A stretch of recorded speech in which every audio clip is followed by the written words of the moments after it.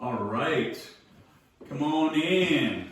We are missing every lady that could possibly be here today, so they're going to have to watch the video online. That's right, yeah.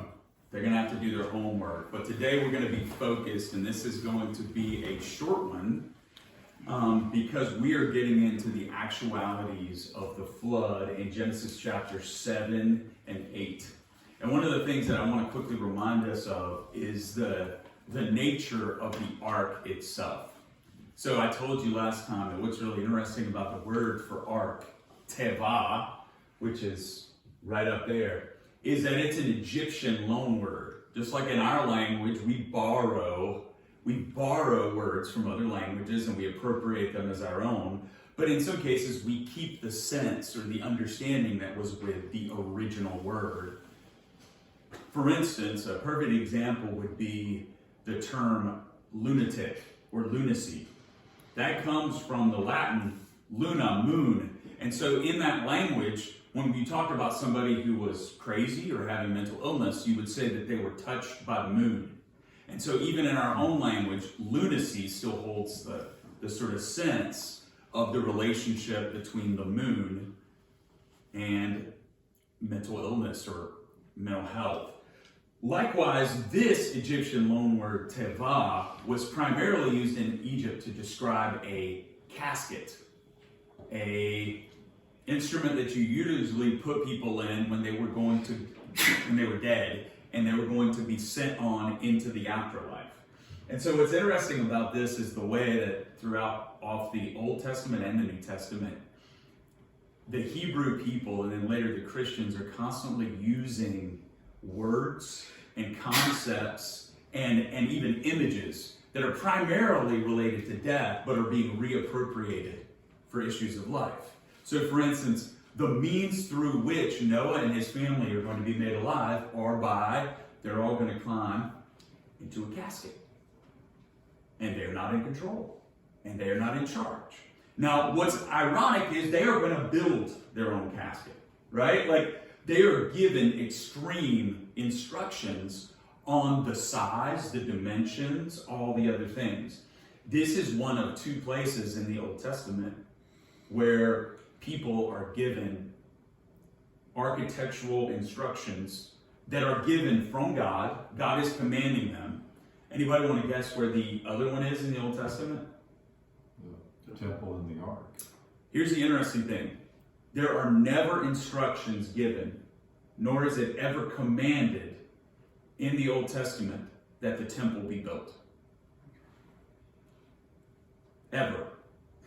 I know that's crazy to hear out loud. The point is, the only thing they were instructed to build was the tabernacle complex. The tabernacle and the temple are not the same thing. The tabernacle was a tent. A moving tent. Mm-hmm. So here's what's interesting. Matter of fact, this is an interesting thing. There was never a command given to build the temple. Right. Just like there is never a command given to the people saying, you must have a king. Why is that? Because God's supposed to be your king. It's always, God eventually blesses the temple that Solomon builds, but he never commands Solomon to build it. Matter of fact, God's command is that we would build a structure that is mobile, that is centered around the presence of God. And what do we know about the Ark of the Covenant? It was mobile, right? Like, it literally, everything about it is you put poles on it. Well, why do you do that? Because poles are pretty? No. So you can pick it up and you can carry it from place to place. And there was a whole system that we are given in Exodus and Numbers and Deuteronomy for how they would break down this tent and how they would build it up. Morning, Miss Cindy. Morning. So I just want to make it clear, that's what's interesting. The only other thing that we're given a prescription of how to build in the Old Testament is the tabernacle. Now, is the tabernacle pretty important? Yes. So the ark is obviously also pretty important. The reality is that if you look at the dimensions of the ark or the dimensions of the tabernacle, you would find that they're interrelated. I'm going to leave that for you guys to discover because we're not going to get into it. But I wanted us to return just for a second to the end of 6, that Noah and his family are building a giant casket, and God has told them that through this, you are going to be made alive. So I wanted to talk about these measurements. Now, we all know sort of the stories associated with the flood, but I want us to take, because Noah just doesn't have to build, he has to repopulate. So he's told 7 pairs of clean animals, just 2 pairs, I guess, of unclean animals. And why do you guys think some animals are clean and unclean?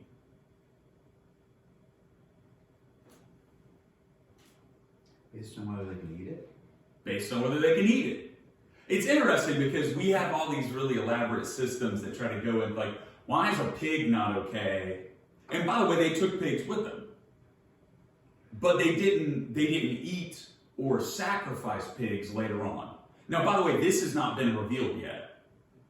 Once again, when we get in Exodus, Leviticus, Numbers, that's when we're going to get legislation from God about what is clean and unclean to eat.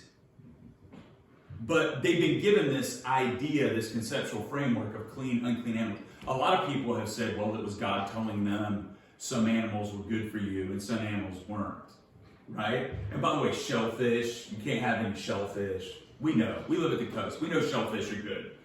They're good and they're good for you. But the point being is we've not been able to find a link between anything like that, right? The question is, then, this goes back a little bit to the garden. What was the major difference in terms of look and appeal between the knowledge of good and evil and the tree of life and all the other trees in the garden? Do you think there was a sizable difference between what they look? I mean, was one tree upside down or one tree glowed? If that's the case, we don't know about it, right? Like, it appeared that these trees, from the description, look just like all the other trees. God, in the creation process, is always doing this thing of separating and defining. And remember we said, was the knowledge of good and evil inherently bad tree? No, it was a tree we're all going to eat of at some point. The point was, what made it evil was doing it out of relationship with God. So now we see the inverse with this clean and unclean. Why should I sit at this chair and not that chair? Both those chairs are good. God says, that's exactly right. The only reason you should do that is because you're in relationship with me and I told you. We're starting to see the concept of holiness, right? This understanding of when God says something is unclean, does it mean it's evil? We get confused on this. The answer is no. It simply means that it is in a state where it cannot be in the presence of the Lord currently. Now, if you lived during those days, are you unclean? Do you get unclean? The answer is yes. It's a natural part of the process. When you read the things that make you unclean, they're natural. They also wear off, right? Like sunset, you become clean again. You didn't even do anything, and you become clean again. So there's this understanding of us living our life in relationship with God, listening to Him. So He identifies these things so we can choose to be holy, different, set apart. So I just want to say that because He's going to give us, notice, He's like, I'm going to make it easy. I want to put more of these clean animals in so it's easier for you to be holy. It's easier for you to be different. It's easier for you to stand apart. So this is something that we need to think about as we move deeper into a lot of the books that we hate to read, like Leviticus, right? Like nobody's rolling through Leviticus saying, so tasty, so many applications right there. No, we get bogged down in all this language, don't we? Clean, unclean. But let's think about it as being a primary thing that contributes to our holiness. And Noah is putting all these. Now here's something I want to talk about, because this is an incredible destruction that is happening, right? This is the biggest destruction that we have. And by the way, every ancient culture, you may or may not know this, has a flood story. Did you guys know that? There's not one. So this is it's sort of one of these things where we can talk about the ancient Israelites as not being historians. But the reality is, every culture that existed during this period of time has a story about a drastically world-altering event that was related to water. And I mean everywhere. I mean, these guys are having it, and they live primarily in the desert, right? They don't necessarily come across, but everybody has it. So the question becomes, and this is the whole notion, we didn't talk about this last week when we talked about the Nephilim, these mighty men of valor who were the sons of angels and human women. But it makes the story that, all these stories you hear about outlandish things and activities, that's what those are. And it does it all in a sentence. All of other culture focuses on those people. Like, for instance, a perfect example would be Hercules. He's the son of a human woman and a god. The god of lightning, the god of air, the god of other things. And so he does these incredible, it's not even fair him interacting with humans. But he does. And what does he do? Kills a lot of people, ends up killing his own family in the stories that they tell. I mean, it's a tragic reality. All of those stories kind of undergird what it's saying in Genesis 6, that this was not a good time. I never read the stories of the Greek gods and then come away saying, I want to be a part of that. I never hear, this is what's funny, when I was a kid, I had this dream, I want to live in the Wild West, right? I want to live out in the Wild West. And then you actually read real historical narrative of the Old West, and then you're just like, I'm good. I'm really good. Don't want to die of dysentery at like 15. Don't want to just get shot with no recourse. It's just like bad, right? But we have these fictions that we develop similarly for these things. So they have interacted with those things. But I want to introduce, what we're going to start noticing is in this story, the heavens, the rains, right? 40 days and 40 nights. In the original description that we have of creation, there's the waters below, and then there's the waters that are separated out above in the heavens, and then there's this space in the middle, and there's earth. Because the water is separated out, there's dry land that the Lord has made, and the Spirit is sort of hovering, and then creates. Now, in chapters 7 and 8, we get a reversal. I don't remember what comedian said this, but I think everybody we laugh at it because it's kind of true. I feel like I've said it to my kids before, but it's like this, we look at our kids when they're acting like complete idiots, and we say, hey, I brought you into this world. I can take you out of this world. Bill Cosby. Was it on the Cosby Show that he did it? Okay, I can't remember. But it's become such a part of our culture in terms of hearing that. But the reality is, and that's not actually true. I can't do that because I don't create bara, that word that we talked about. Only God does that. But the reality is, if God creates, he can uncreate. So how is that different from the God? See, this is the deal. Most cultures, even us sometimes, we think that God is like a cosmic sort of clockmaker, right? So he comes in and he creates things and then he just leaves them alone. That is not what's revealed in this text at all. Remember, we talked about the notion of his transcendence, how he is above and over everything, but also his immanence, his very personal and relational involvement in everything. So, here's the deal. We should not be surprised that he can create, and we should not be surprised that he can decreate. What's happening in this passage is a reversal. You remember in the chapter 1, the Spirit was hovering, tahu vovu, over the void, the waters that were just chaos. what do we see happening here? A reversal, a return. Those waters that had been tucked away, and those waters, and it's coming from both sides. You notice that in the way that it describes? So it's raining. This water is literally falling from up in the firmament. The rakia is the word for it, the heavens. And it's coming up from the ground at the same time.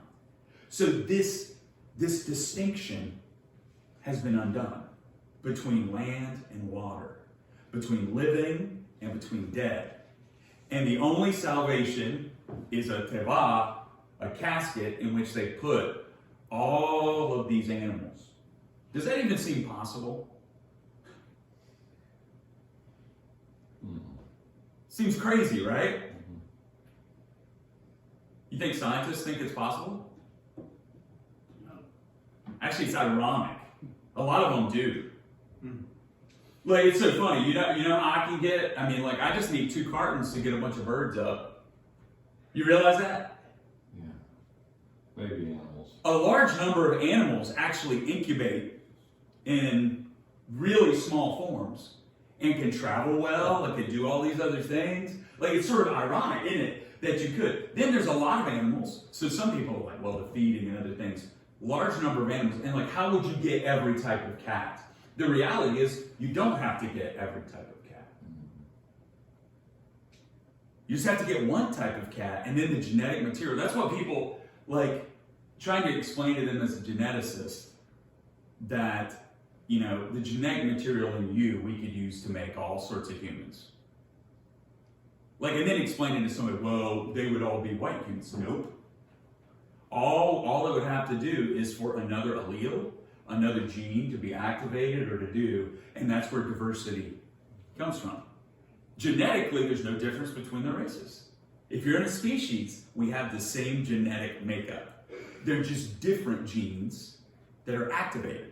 So that means in a person, you can have a wealth of genetic diversity, right? And we talked a little bit last time about the science of what, I don't understand all of it, but this understanding of species, all these species can be represented there, and then they're brought in. Now, I want you to notice Noah. Noah, in the midst of this evil generation, has been called to reverse the brokenness. Do you see this sense? Like, they have enmity with God, enmity with creation, enmity between each other. He is Noach, and his name means rest. Noach, his name means rest. He is in the business of reversing this curse, being God's instrument. Now, is that because Noah's done everything right? Nope. It's simply because Noah trusted God, right? And God saw that as righteousness. So once again, this is the crazy thing. It didn't say he was righteous, by the way. It said God saw him righteous. Which means the person that made the choice was God. That's going to be expanded. So I know we've seen, have anybody ever seen, like, they love to, when I was growing up, we did Sunday school and we had flannel graphs. Do you guys remember flannel graphs? It was like a flannel board and you would have little pictures of the story. And this picture was horrific. It was the picture of the storm raging, the waters rising, and you've got Noah and his family up on the deck of the boat.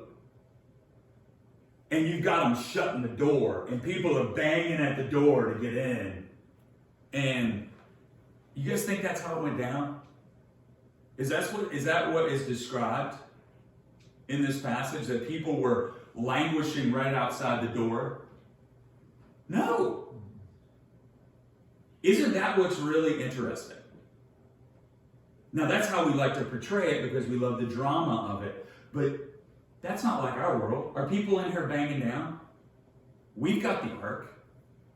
We've got a cross in the other room that guarantees eternal life.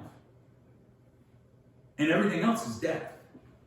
Are people going to be banging down the doors this morning, yelling to get in? If they stood outside the door and wanted to get in, what would we do? we would open the door and let him in. Yeah. I think the tragic part of this whole story is nobody does that. They were probably mocking him, Oh, yeah. right? I mean, I would be, just common sense wise. And here's the deal. Does Noah and his family, are they the ones that closed that door? No. Once again, God saw Noah and his house as righteous. It does not say they were. It said he saw them and utilized them. And then something it wants to make incredibly clear. Vayisgor Adonai. The Lord shut the door. It literally says he shut them in. You don't close your own casket. You don't lock your own casket, right? Like, nobody does that. The Lord put them in the casket. Did they have the option to open it up?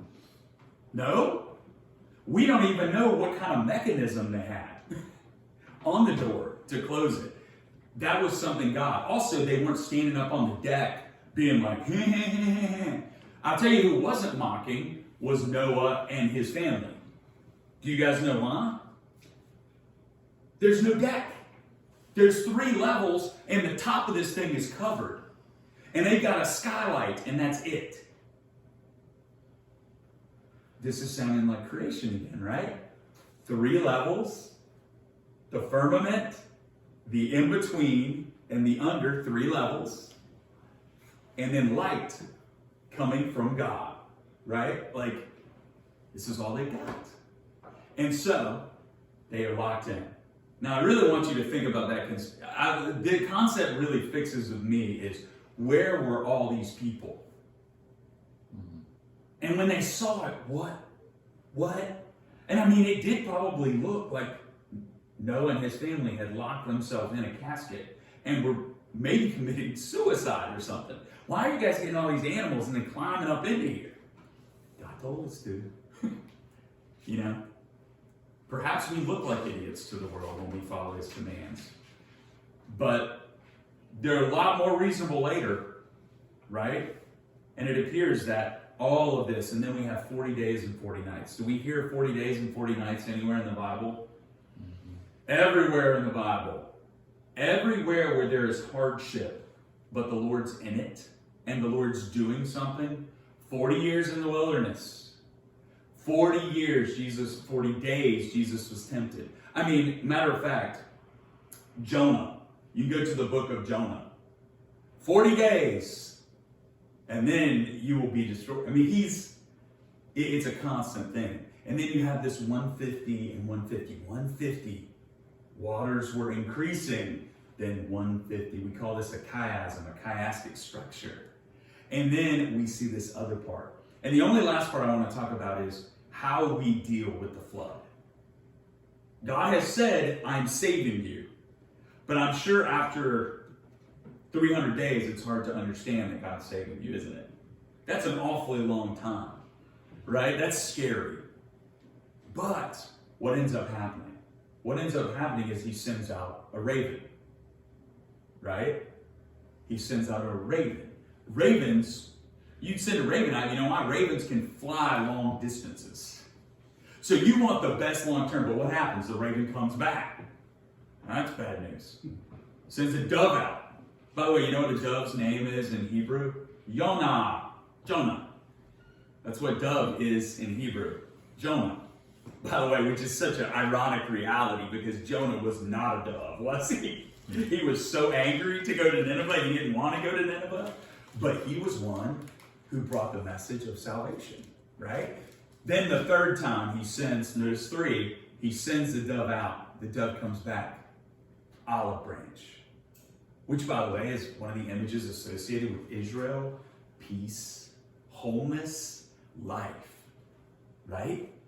So we have this incredible situation where even Noah, and the thing I want to say is the words that it uses in this passage, this is some of the most beautiful because it is exploring. When the dove comes back, it talks about Noah receiving it and holding it in his arms.